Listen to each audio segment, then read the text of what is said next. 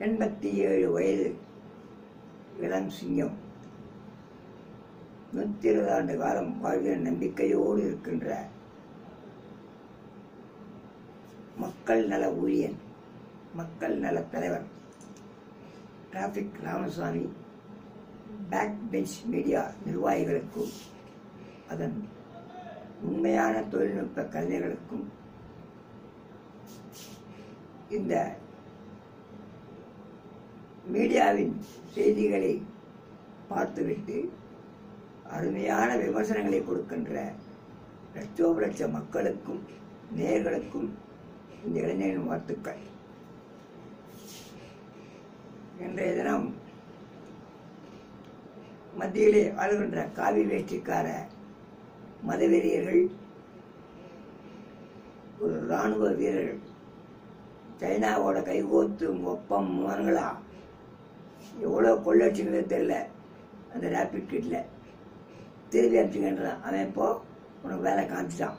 சீனா தான் குள்ளமாக இருந்தாலும் அவனுக்கு வேலையை காமிச்சிட்டான். உண்மையிலேயே வேதனை அடைகிறேன். கைகோத்து கும்மாளம் போட்ட நரேந்திர மோடி சென்னை தமிழ்நாட்டில் வந்து அதனால வந்த கொரோனா தான் அது. அந்த கொரோனாவை மயக்கம் போட்டு விட்டுட்டு அவங்க 370 அவசர சட்டத்தை கொண்டு வந்து நீக்கிட்டு ராணுவ வீரர்களுக்கே பாதுகாப்பு இல்லைங்க. லோக்கல் போலீஸை விட்டுட்டாங்க. ராணுவ வீரர் என்ன பண்ணுவான்? முன்யோசனை இல்லாத ஒரு கொள்கைகள், கொள்ளையடிக்கிற கொள்கை. இந்த நிலையிலே கொரோனா மக்களை திசை திருப்பி அங்க சேனக்காரன் எடுத்துக்கோ அவன் கையாட்டார். இன்னைக்கு முதல் நாள் 3 பேர் தான் செத்தான்னு அறிக்கை விட்டாங்க.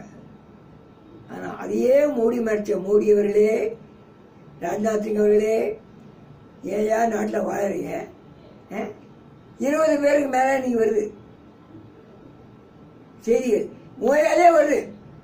அப்போ ராணுவத்தினுடைய கட்டுப்பாடு உங்க இல்லை, யார்ட்டும் கொடுத்துல அவன் செய்யறான் வேலையை.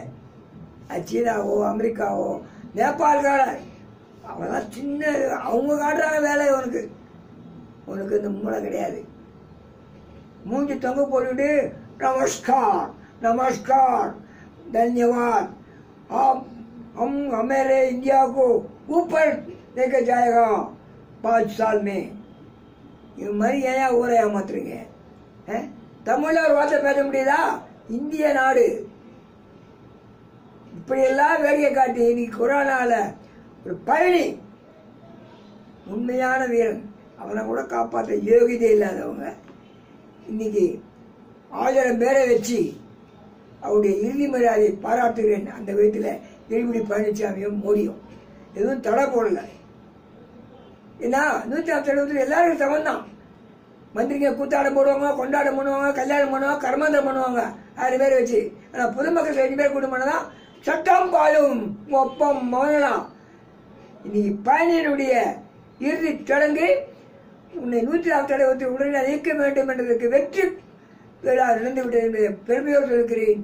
அந்த பயணியின் குடும்பத்தாருக்கு மனமார்ந்த இரங்கலை தெரிவித்துக் கொண்டு தமிழ்நாடு மக்கள் இந்திய மக்கள் சார்பாகவும் தெரிவிப்பதோடு உங்களால் 147 முடிவு வரும் என்ற நம்பிக்கை பிறப்பித்திருக்கிறீர்கள். வாழ்க உங்கள் குடும்பம், வளர்க தமிழ்நாடு, வளர்க தமிழகம். இந்தியாவை காட்டிக் கொடுக்கிற மோடி அரசாங்கம் இன்று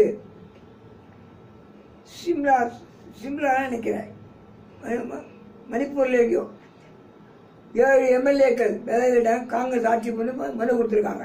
உங்களுடைய ஆட்சிக்கு முடிவு மணிப்பூர்ல இருந்து ஆரம்பிக்குது.